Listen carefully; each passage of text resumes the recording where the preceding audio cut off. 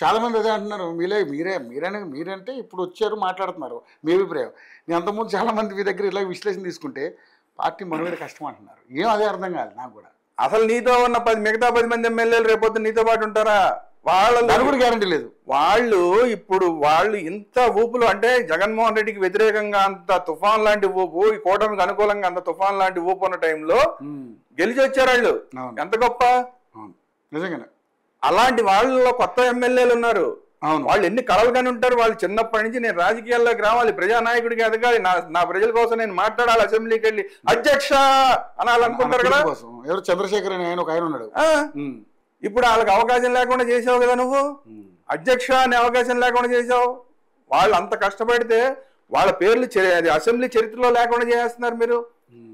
ఈ 5 ఏళ్లలో ఆయన ఇప్పుడు మీరు చంద్రశేఖర్ గారి పేరు గుర్తు చేశారు. సరే, ఆ చంద్రశేఖర్ గారు ఆయన ఎర్రగొండపాలెం ఉన్న ఆయన ప్రజల తరపున ఎర్రగొండపాలెంలో అధ్యక్ష ఈ సమస్య ఉంది అధ్యక్ష, మీ ద్వారా నేను ముఖ్యమంత్రి గారిని అడుగుతున్నాను అధ్యక్ష అంటే చంద్రబాబు నాయుడు గారు ఓకే నేను శాంక్షన్ చేస్తున్నాను, ఇన్ని కోట్లు శాంక్షన్ చేస్తున్నాను నియోజకవర్గానికి అంటే ఆ సమస్య పరిష్కారం అయితే ఇదంతా చరిత్రలో లిఖించబడుతుంది, అసెంబ్లీ చరిత్రలో లిఖించబడుతుంది. ఎర్రగొండపాలెం ఎమ్మెల్యే చంద్రశేఖర్ గారు పలానా ప్రశ్న అడిగారు, దానికి మంత్రి గారు ఈ సమాధానం చెప్పారు, ముఖ్యమంత్రి గారు ఇన్ని కోట్లు ఇచ్చారు, ఈ సమస్య పరిష్కారం అయిందని అక్కడ అసెంబ్లీ చరిత్రలో లిఖించబడుతుంది. రేపొద్దున ఆయన ఎమ్మెల్యే అవ్వచ్చు కాకపోవచ్చు, చరిత్రలో వెళ్ళి మనం ఎవరం ఉండేవాళ్ళం కాదు, అందరం గాలిలో కలిసిపోయేవాళ్ళమే. కానీ అది చరిత్రలో అసెంబ్లీ చరిత్రలో నిలిచిపోతుంది. కానీ చంద్రశేఖర్కి నువ్వు అసెంబ్లీలో అవకాశం ఇవ్వట్లేదు. నీకు ప్రతిపక్ష నాయకుడిగా ఇవ్వకపోతే చంద్రశేఖర్ ఏం తప్పు చేశారు? చంద్రశేఖర్కి ఎందుకు అవకాశం? ఫస్ట్ టైం ఎమ్మెల్యే అధ్యక్ష అనే అవకాశం ఎందుకు ఇవ్వరు మీరు? ఆయన ఆశలు మీరు ఎందుకు తొక్కేస్తున్నారు? ఇది ఆయన మనసులో ఉంటుందా ఉండదా? మిగతా 10 మంది ఎమ్మెల్యేల మనసులో ఉంటుందా ఉండదా? రేపు పొద్దున్న నీతో కలిసి పని చేయాలంటే ఏ ధైర్యంతో కలిసి పని చేస్తారు? అంటే ఇప్పుడు ఇలా చేస్తున్నావు అంటే 29 ఎన్నికల్లో కూడా నువ్వేమని చెప్తున్నావు? మళ్ళీ నన్ను అధికారంలోకి తీసుకొస్తేనే నేను అక్కడ ఉంటా, లేదంటే మళ్ళీ వచ్చేస్తా. ఎందుకు? మీరు గుర్తుపెట్టుకుంటే 2014-19 మధ్య కూడా ఆయన ప్రతిపక్ష నాయకుడిగా ఉన్నప్పుడు మధ్యలో ఏదో ఒక వంక పెట్టి నేను ప్రజల్లోకి వెళ్ళిపోతున్నా అని చెప్పి అసెంబ్లీని వదిలేసి వచ్చేసాడు. యాత్ర అని చెప్పి ప్రజల్లోకి యాత్రకి వెళ్ళిపోతున్నా అని చెప్పి అప్పుడు అసెంబ్లీని వదిలేశాడు. ప్రతిపక్ష నాయకుడు హోదా ఉన్నా కూడా ఇప్పుడు నాకు ప్రతిపక్ష నాయకుడు హోదా ఇస్తేనే వస్తా అంటున్నాడు. రేపు పొద్దున ఈయనకి అధికారం ఇవ్వకుండా ప్రతిపక్ష నాయకుడు హోదా వచ్చినా కూడా అంటే 18 కన్నా ఎక్కువ జిల్లాలో 30, 40, 50 సీట్లు ఎన్నన్నా కానీ వచ్చినాయనుకోండి, అప్పుడు కూడా ఎక్కువ రోజులు అసెంబ్లీలో ఉండడు. అంటే ఇప్పుడు ప్రజలకు మీరు ఏమని మెసేజ్ ఇస్తున్నారు? నాకు అధికారం ముఖ్యమంత్రి ఉంటేనే నేను అసెంబ్లీలో ఉంటా, లేదా ఏదో వంక పెట్టి బయటికి పోతా. ఇంకెందుకు ఈ పార్టీ ఉన్నట్టా లేనట్టా? ఈ ఎమ్మెల్యేలు ఎవరికి భవిష్యత్తులో కూడా అవకాశం లేదుగా. నెక్స్ట్ ఎలక్షన్లో గెలిచినా కూడా అప్పుడు కూడా ఏదో వంక పెట్టి బయటకు వచ్చేస్తారు కదా.